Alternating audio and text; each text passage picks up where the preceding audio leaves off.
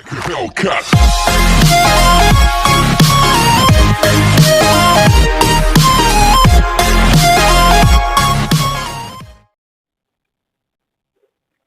दोस्तों, कैसे हैं आप? आप सभी का पीआरएस टीचिंग में बहुत बहुत स्वागत है। दोस्तों, आज मैं आपको कक्षा 8 का जो पाठ है सदाचारः विद्यार्थिनां आभूषणम्, इस पाठ को मैंने पिछले वीडियो में आपको पढ़ाया था। आज मैं इस पाठ का अभ्यास कार्य आपको कराने जा रही हूँ। दोस्तों, अभ्यास कार्य करने के लिए मैंने पिछले वीडियो में आपको बताया था कि आपको विभक्ति और शब्द रूपों का ज्ञान और साथ ही साथ क्रिया रूपों का ज्ञान भी होना बहुत जरूरी है, क्योंकि उन्हीं की मदद से आप अभ्यास कार्य को आसानी से कर पाएंगे। दूसरा महत्वपूर्ण बिंदु यह है कि पाठ का अभ्यास कार्य करने के लिए आपको जो वाक्य दिए जाते हैं, प्रश्न पूछे जाते हैं, उन प्रश्नों का अर्थ भी आपको ज्ञात होना चाहिए। तो दोस्तों, आपकी कठिनाइयों को दूर करने के लिए और आपको बहुत ही आसान तरीके से अभ्यास कार्य करने की ट्रिक मैं बताऊंगी, जिससे आप बहुत ही सुगमता से अपने पाठ का अभ्यास कार्य कर सके और उसे अधिक समय तक याद रख सके। तो आइए दोस्तों, अब हम शुरू करते हैं पाठ 3 का अभ्यास कार्य। दोस्तों, अब सबसे पहले आइए हम उन प्रश्नों को हल करेंगे जिन प्रश्नों का उत्तर हमें एक शब्द में देना होता है। विनाशस्य पतनस्यत्र मूल कारणम किम अस्ति। सबसे पहले इस प्रश्न का अर्थ मैं आपको बता दूं। विनाशस्य, विनाश का, पतनस्य, अत्र पतन का यहाँ, मूल कारणम, मूल कारण, किम अस्ति। किम शब्द का अर्थ होता है क्या, और अस्ति शब्द का अर्थ है। विनाश का और पतन का मूल कारण क्या है? इस प्रश्न का उत्तर होगा अनुशासनहीनता। प्रश्न ख, विद्यार्थी कीदृशः भवेत्। विद्यार्थी कीदृशः, कीदृशः शब्द का अर्थ होता है कैसा, और भवेत् होना चाहिए। विद्यार्थी कैसा होना चाहिए? इस प्रश्न का उत्तर होगा सदाचारी। प्रश्न ग, सदाचारी विद्यार्थी कम लभते। सदाचारी विद्यार्थी कम, कम शब्द का अर्थ होता है क्या, लभते प्राप्त करता है। तो बच्चों, सदाचारी विद्यार्थी को दीर्घायु प्राप्त होती है। इस प्रश्न का उत्तर होगा दीर्घायु। विद्यार्थिनां आभूषणं किम अस्ति। विद्यार्थिनां, विद्यार्थियों का, आभूषणं, आभूषण, किम क्या, अस्ति है। विद्यार्थियों का आभूषण क्या है? इस प्रश्न का उत्तर है सदाचारः। तो दोस्तों, अभी मैंने आपको एक पद में उत्तर देने वाले प्रश्नों के विषय में बताया। अब आइए मैं आपको उन प्रश्नों के संबंध में जानकारी कराती हूँ जिनका उत्तर पूरे वाक्य में देना है। पहला प्रश्न, का विद्या कथयते। का क्या, विद्या कथयते, कथयते मीन्स कही जाती है। दूसरे शब्दों में आप ये कह सकते हैं कि विद्या किसे कहा जाता है। तो आइए इस प्रश्न का उत्तर देखिए। यया सद सद ज्ञानम विद्यते। यया के द्वारा सद असद ज्ञानम, अच्छा और बुरे का ज्ञान विद्यते होता है, सा विद्या कथ्यते। प्रश्न नंबर 2, सदाचारः कः कथ्यते।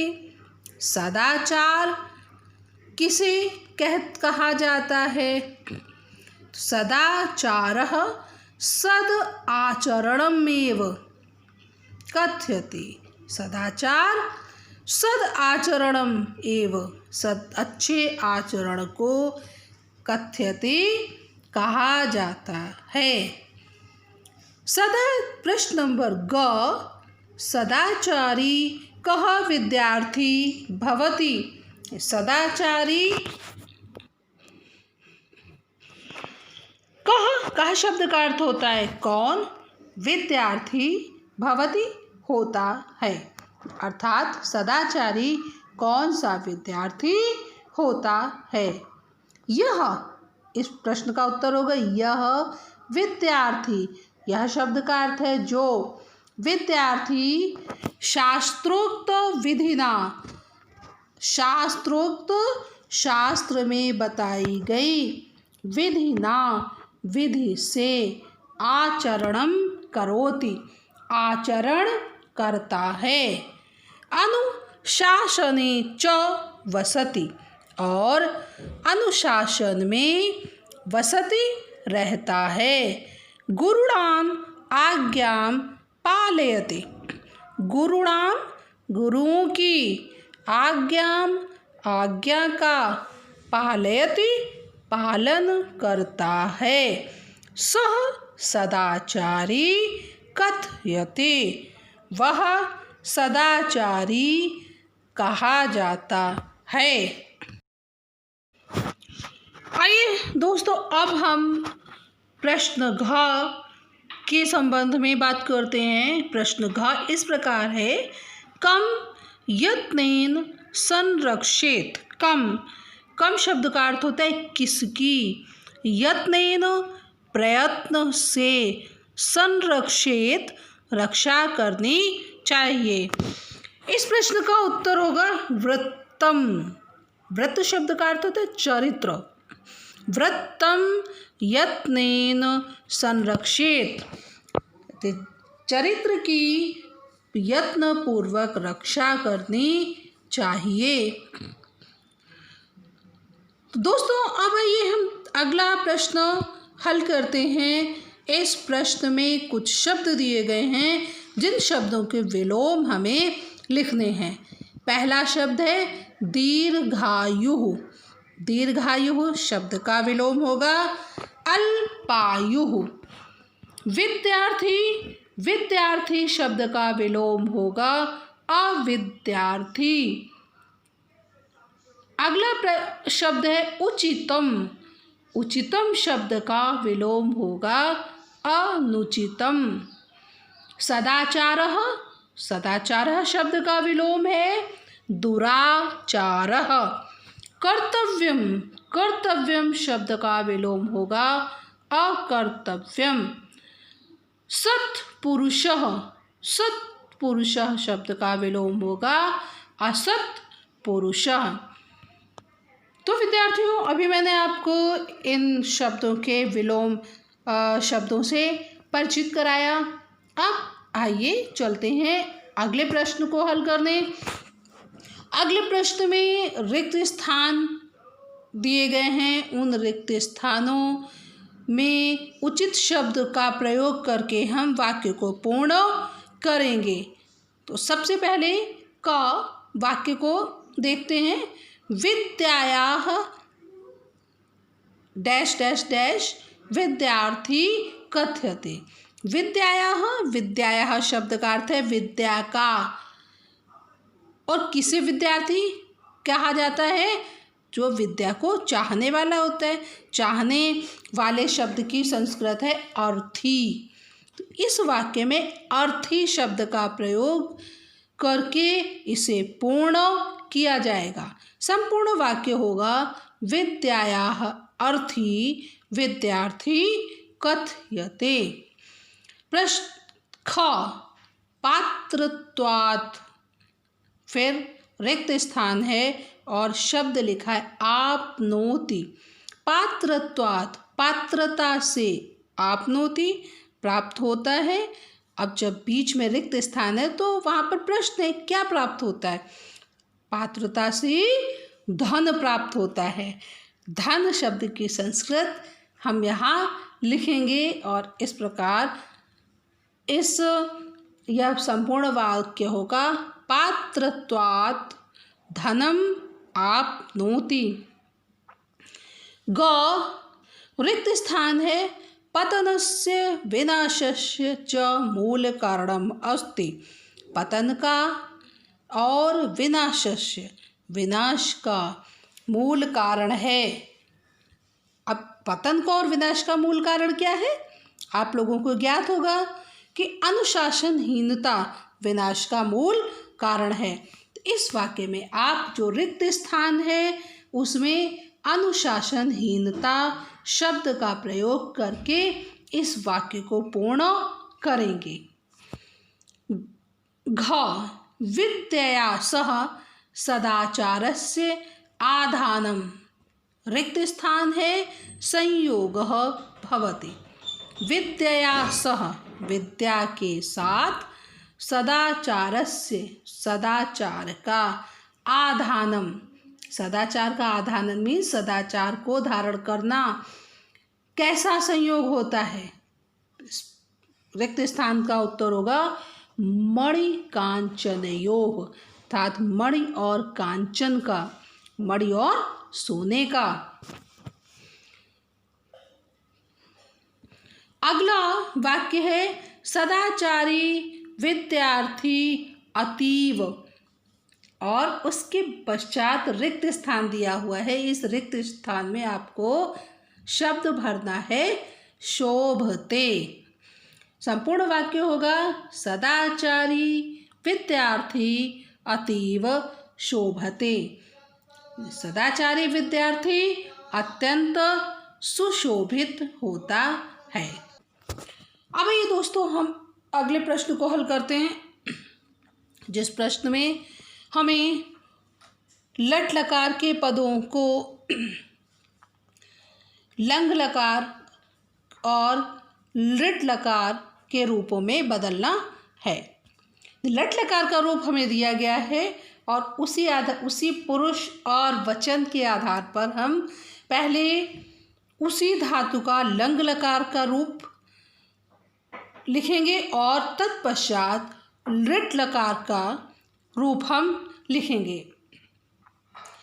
पहले देखिए भवति।